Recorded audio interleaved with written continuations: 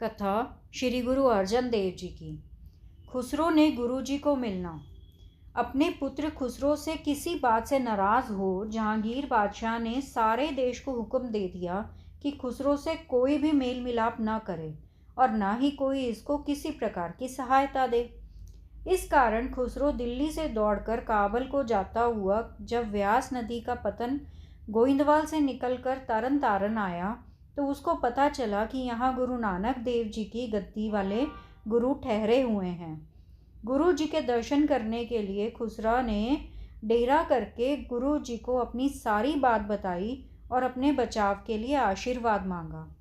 तदुपरांत एक रात यहाँ व्यतीत करके लाहौर को चला गया। इस बात का पता जब जहांगीर को लगा कि गुरु ने बागी पुत्र को आशीर्वाद दिया है तो उसने इस अवज्ञा का उत्तर लेने के लिए गुरु जी को लाहौर बुला भेजा। गुरु जी ने लाहौर जाना। बादशाह का संदेश पढ़कर गुरु जी ने अपना अंत समय आया समझकर अपने 10-11 साल के सुपुत्र श्री हरगोबिंद जी को गुरुत्व दे दिया और भाई बुड्ढा जी, भाई गुरदास जी आदि बुद्धिमान सिखों को घर बाहर का काम सौंप दिया। इस प्रकार सारी देख रेख को सौंप कर और संगत को धैर्य देकर गुरुजी अपने साथ 5 सिखों भाई जेठा, भाई पैड़ा, भाई बिधिया, लंगाहा और पिराना को साथ लेकर लाहौर पहुंच गए और एक सिख जिसका नाम सधु था उसके घर जा ठहरे। जहांगीर का हुक्म। दूसरे दिन जब अपने 5 सिखों सहित गुरुजी जहांगीर के दरबार में गए तो उसने कहा, आपने मेरे बागी पुत्र को अपने पास रखकर रसद और आशीर्वाद दिया है। इस कारण आपको 2 लाख रुपए जुर्माना किया जाता है। अगर जुर्माना नहीं दोगे तो आपको शाही दंड भुगतना पड़ेगा। चंदू की कैद में। जहांगीर ने जब गुरु जी को यह 2 लाख रुपए जुर्माने वाली बात कही तो गुरु जी को चुप देखकर चंदू ने कहा कि जहांपना, मैं इनको अपने घर ले जाता हूँ और आपकी ओर से समझाऊंगा कि यह जुर्माना दे दें और आगे से अपने पास किसी चोर डकैत को ना रखें। यह बात कहकर चंदू गुरु जी को अपने साथ ले गया कि अपने महलों में जाकर गुरु जी और 5 सिख साथियों को ड्योढ़ी में और गुरु जी को ड्योढ़ी के अंदर कैद कर लिया। समय पाकर चंदू ने गुरु जी को अकेले बुलाकर कहा कि अगर अब भी अपने लड़के के लिए मेरी लड़की का रिश्ता ले लो और अपने ग्रंथ में मोहम्मद साहिब की स्तुति लिखवा दो तो मैं बादशाह से जुर्माना माफ़ करवा दूंगा और आगे से कोई पूछताछ भी नहीं होगी। गुरुजी ने कहा कि दीवान साहब, रिश्ते की बाबत जो हमारे सिखों ने फैसला किया है हम उस पर पाबंद हैं। हमारे सिखों को आपका रिश्ता स्वीकार नहीं है। दूसरी बात, आपने मोहम्मद साहिब की स्तुति लिखने के लिए कही है, यह भी हमारे वश की बात नहीं है। हम किसी की खुशी के लिए इसमें अलग से कोई भी बात नहीं लिख सकते। प्राणी मात्र के उद्देश्य के लिए हमें करतार से जो प्रेरणा मिलती है इसमें हम वही लिख सकते हैं। यह उत्तर सुनकर चंदू क्रोध से उठकर जाता हुआ अपने सिपाही को हुक्म दे गया कि इनको किसी आदमी से मिलने न देना और ना ही कुछ खाने पीने को देना। गुरु जी को कष्ट देने। पानी की उबलती हुई देग में बैठाना।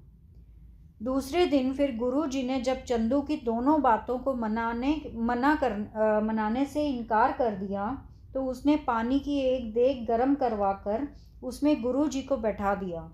गुरु जी को पानी की उबलती देग में बैठा हुआ देखकर भाई जेठा आदि गुरु जी के साथी सिखों में हाहाकार मच गई और जब वह गुरु जी को देग में से निकालने पर आगे हुए तो सिपाहियों ने उनको बहुत मारा। सिखों पर अत्याचार होता देखकर गुरु जी ने उनको कहा कि परमेश्वर का हुक्म मानकर शांत रहो, हमारे शरीर त्यागने का अब समय आ गया है। गरम रेत शरीर पर डालना। जब गुरुजी चंदू की फिर भी कोई बात न माने तो उसने गुरुजी के शरीर पर गरम रेत डलवाई, परंतु गुरुजी शांति से पुंज अडोल बैठे। तेरा पाना मीठा लागे, हरि नाम पदार्थ नानक मांगे। पड़ते रहे। देखने और सुनने वाले त्राही त्राही करते थे, परंतु वश किसी का भी कोई नहीं था। गुरु जी का शरीर छालों से फूलकर बहुत भयानक रूप धारण कर गया। इन अत्याचारों की सारे शहर में दूर दूर तक चर्चा होने लगी। गरम लोह पर बैठाना। तीसरे दिन फिर भी जब गुरु जी ने चंदू की कोई बात न मानी, तो उसने लोह गर्म करवा कर गुरु जी को उस पर बैठा दिया। गुरु जी इतने पीड़ाग्रस्त शरीर से गर्म लोह पर प्रभु में लिव जोड़कर अडोल बैठे रहे। लोग हाहाकार कर उठे। साईं मियाँ मीर का आना। यह खबर जब साईं मियाँ मीर जी ने सुनी, तो वह तत्काल गुरु जी के पास आए और आप जी के शरीर को इतने कष्ट में देखकर कहा कि महाराज, यह क्या खेल हो रहा है, किसी के कुछ वश नहीं है। मियाँ मीर ने कहा, अगर हुक्म करो तो मैं जहांगीर को कहकर इन दुष्टों को सज़ा दिलाऊं। परंतु गुरु जी ने कहा, इनको जो कुछ यह चाहते हैं करने दो, हमें अपने मालिक प्रभु का हुक्म मीठा करके मानना चाहिए। गुरु जी से शांति और अडोलता के वचन सुनकर मियाँ मीर को आश्चर्य हुआ। वह नमस्कार करके चले गए। चंदू की पुत्र वधू की श्रद्धा।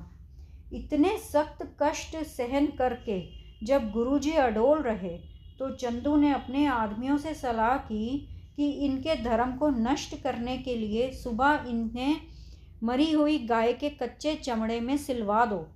जैसे जैसे चमड़ा सूखेगा, वैसे वैसे इनके शरीर को कष्ट होगा और इनका हिंदू धर्म भी नष्ट हो जाएगा।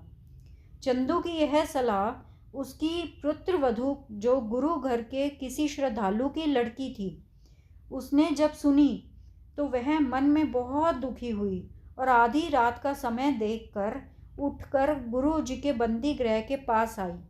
पहरेदार सिपाहियों को कुछ लालच देकर गुरु जी के पास पहुंचकर उनके चरणों पर माथा टेका और प्रार्थना की कि महाराज, मेरे पापी ससुर ने आप जी को सुबह गाय के कच्चे चमड़े में सिलवाने का हुक्म दे दिया है। आप जी के शरीर को कष्ट सुनकर मैं बहुत दुखी हूँ। मेरा कोई वश नहीं चलता। आप अंतर्यामी घट घट को जानने वाले हैं। जिस तरह हो अपने धर्म को नष्ट होने से बचा लो। गुरु जी ने कहा, बेटी, तुम चिंता ना करो, अपने घर जाकर आराम करो, हमें कोई कष्ट नहीं है। गुरु जी ने शरीर त्यागना। जब दिन निकला तो चंदू ने फिर गुरु जी के पास आकर अपनी बात मनाने के लिए कहा, परंतु जब फिर गुरु जी ने उसकी बात न मानी, तो उसने कहा, आज आपको मृत गाय के कच्चे चमड़े में सिलवा दिया जाएगा।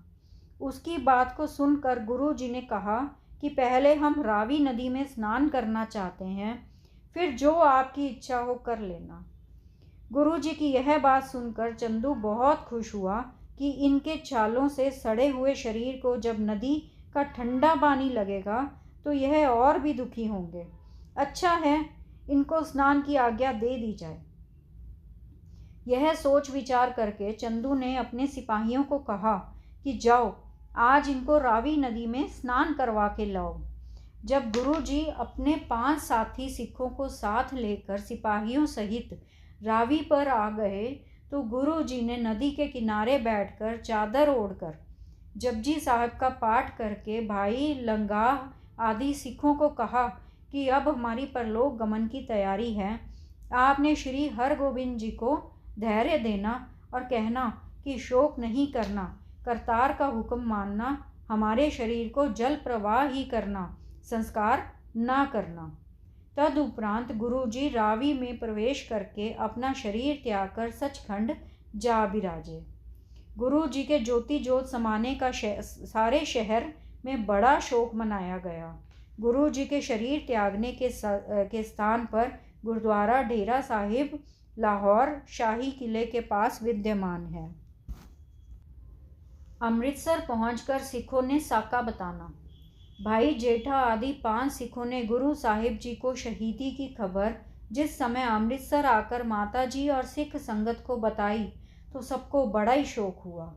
अफसोस प्रकट करने के लिए रिश्तेदार और सिख अमृतसर आ गए।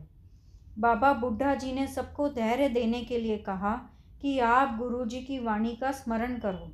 गुरु जी लोक भलाई और परोपकार के अनंत काम करके अपने वैकुंठ धाम को गए हैं। उनके लिए शोक करना उचित नहीं है। शोक उनके लिए करना उचित होता है जो अपनी सारी उम्र जो जगत के भोग विलास में लगाकर सत्संगत और नाम स्मरण के बिना ही व्यतीत कर जाते हैं। इस तरह भाई बुड्ढा जी ने सबको समझा कर धैर्य दिया और शांत करके बिठाया।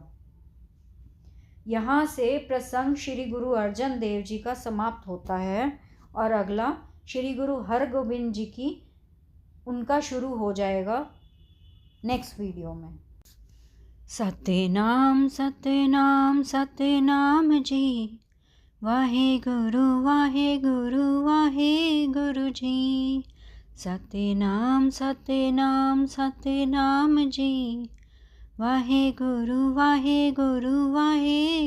जी। वाहे गुरु तेरा शुक्र है, शुक्र है, शुक्र है तेरा दात्या, तेरा शुक्र है।